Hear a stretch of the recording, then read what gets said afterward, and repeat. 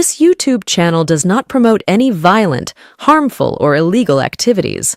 All content provided by this channel is meant for an educational purpose only.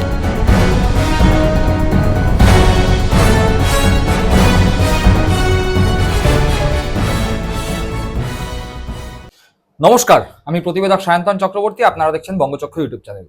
Mamata Bandyopadhyay দীর্ঘদিনের রাজনীতিবিদ তো বটেই, রাজ্যের 15 বছরের মুখ্যমন্ত্রী। তিনবার বিধানসভা ভোটে তৃণমূল কংগ্রেসের জয়লাভ এবং তিনবার মমতা বন্দ্যোপাধ্যায় মুখ্যমন্ত্রী হয়েছেন। এবং মমতা বন্দ্যোপাধ্যায়ের দীর্ঘ ক্যারিয়ারে মমতা বন্দ্যোপাধ্যায়কে ঘিরেছিলেন বহু নেতা নেত্রী। তার মধ্যে মমতা বন্দ্যোপাধ্যায়ের নেতৃত্বে চলা মহিলা ব্রিগেড, সেই মহিলা ব্রিগেডের মুখ কারা কারা ছিলেন? কাকলি ঘোষ দস্তিদার, চন্দ্রিমা ভট্টাচার্য, কৃষ্ণা চক্রবর্তী, শশী পাজা। এদের মধ্যে কাকলি ঘোষ দস্তিদার তো 2026 বিধানসভা ভোটের তৃণমূল কংগ্রেসের বিপর্যয় হওয়ার পরে প্রথমবার নিজে থেকে বিদ্রোহী হন এবং তৃণমূল কংগ্রেসের নেত্রী মমতা বন্দ্যোপাধ্যায়, অভিষেক বন্দ্যোপাধ্যায়ের বিরুদ্ধে একাধিকবার মুখ খুলে এনসিপিআই দলে বাদবাকি 20 জন সাংসদকে নিয়ে মাঠ ঝাড়ার ক্ষেত্রে নেতৃত্ব দেন। আমরা দেখতে পেয়েছি চন্দ্রিমা ভট্টাচার্য, তিনি তৎক্ষণাৎ অর্থাৎ ভোট যুদ্ধে তৃণমূল কংগ্রেসের বিপর্যয়ের সঙ্গে সঙ্গেই মমতা বন্দ্যোপাধ্যায়ের হাত না ছাড়লেও প্রায় 1 মাসের মধ্যেই মমতা বন্দ্যোপাধ্যায়ের হাত ছাড়েন। কৃষ্ণা চক্রবর্তীও মমতা বন্দ্যোপাধ্যায়কে ছেড়ে চলে গিয়েছেন, যদিও তিনি ঋতব্রতপন্থী হননি, কিন্তু এই মুহূর্তে রাজনীতি থেকে বহু দূরে। হাতে পড়েছিলেন কে?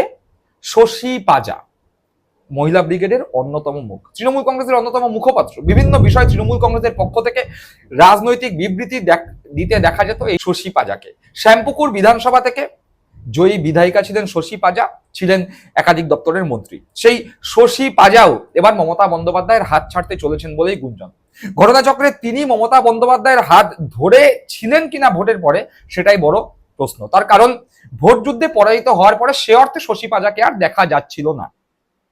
নিজের এলাকার পুজো থেকে শুরু করে বিভিন্ন সামাজিক অনুষ্ঠানেও শশী পাজার অনুপস্থিতি চোখে পড়ছিল। যেই শশী পাজাকে নিজের এলাকায় জনসংযোগে টেক্কা দেওয়ার মতো কোনো নেতা নেত্রী ছিল না, সেই শশী পাজাই প্রায় 4 দেয়ালের মধ্যে নিজেকে আবদ্ধ করে রেখেছিলেন। সেই শশী পাজাই হঠাৎ করে মমতা বন্দ্যোপাধ্যায়ের সঙ্গ ছেড়ে কাকলি ঘোষ দস্তিদারের সঙ্গে দেখা করতে গেলেন।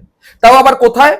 মমতা বন্দ্যোপাধ্যায়ের বাড়ি থেকে 1 কিলোমিটারের মধ্যেই রয়েছে Kakoli Ghosh দস্তিদারদের fertility research institute. সেখানেই এক ডাক্তার অন্য ডাক্তারের সঙ্গে আলাপ আলোচনা করতে গিয়েছিলেন। হ্যাঁ, ঘটনাচক্রে এরকম ঘটনাই ঘটেছে। কিন্তু এই শশী পাজা, যিনি শ্যামপুকুর বিধানসভা কেন্দ্রের বিধায়িকা ছিলেন, তিনি 2026 বিধানসভা ভোটে পরাজিত হয়েছেন পূর্ণিমা চক্রবর্তীর কাছে। বিজেপির বিধায়িকা নির্বাচিত হয়েছেন পূর্ণিমা চক্রবর্তী, তার কাছে 15,000 ভোটে পরাজিত হওয়ার পরে শশী পাজা, যে কথা বললাম, প্রায় গায়েব হয়ে গিয়েছিলেন। সেই শশী পাজাই হঠাৎ করে কেন কাকলি ঘোষ দস্তিদারের সঙ্গে দেখা করতে গেলেন? তাহলে কি তিনি এনসিপিআই তে যাওয়ার চেষ্টা করছেন? কিন্তু তার বিরুদ্ধে সে অর্থে তো কোনো অভিযোগ সামনে আসেনি, না সে অর্থে কোনো দুর্নীতির অভিযোগ, না সে অর্থে কোনো ক্রিমিনাল অভিযোগ। সে অর্থে কোনো অভিযোগই শশী পাজার বিরুদ্ধে ছিল না। বিজেপির কোনো নেতা নেত্রী তাকে নিয়ে খুব একটা মাথা ঘামাচ্ছিল না। তাহলে হঠাৎ করে শশী পাজা কেন কাকলি ঘোষ দস্তিদারের সঙ্গে দেখা করতে গেলেন?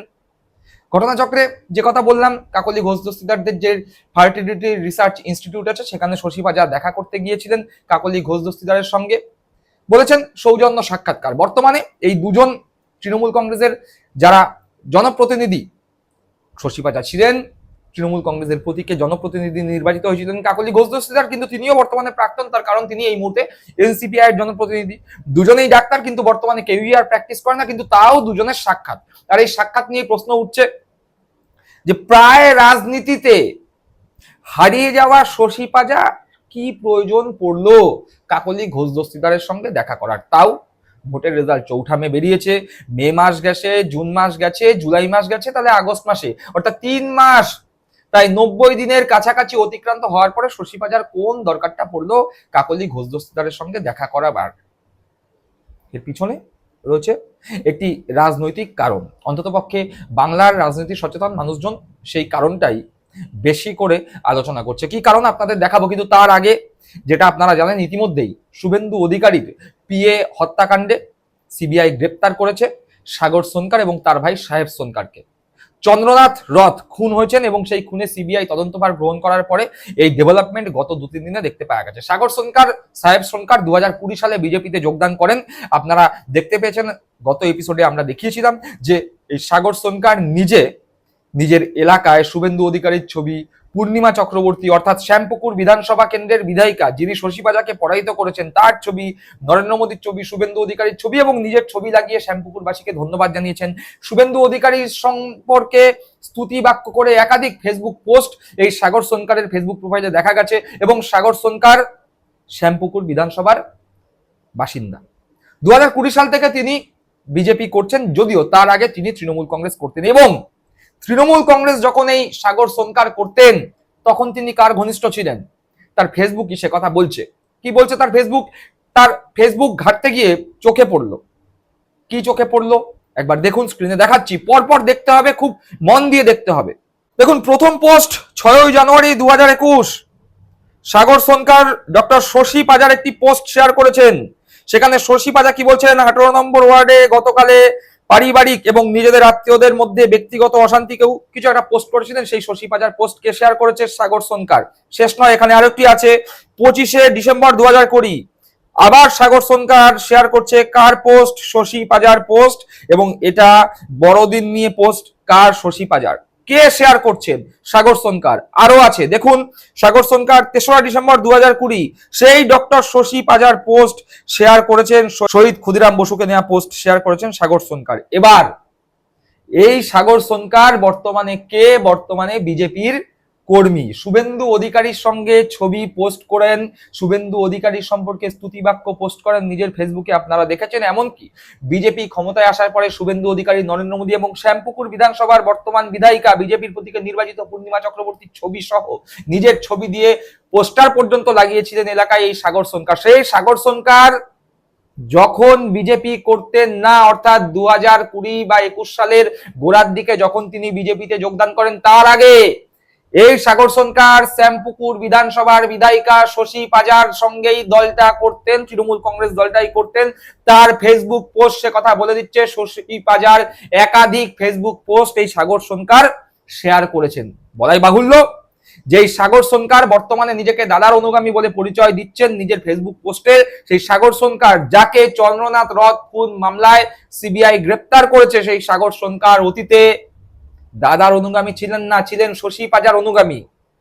আর সাগর সোনকার গ্রেপ্তার হওয়ার পরেই শশী পাজা কাকলি ঘোষ দস্তিদারের সঙ্গে হঠাৎ করেই কাকলি ঘোষ দস্তিদারদের ফার্টিলিটি রিসার্চ ইনস্টিটিউটে দেখা করতে গেলেন।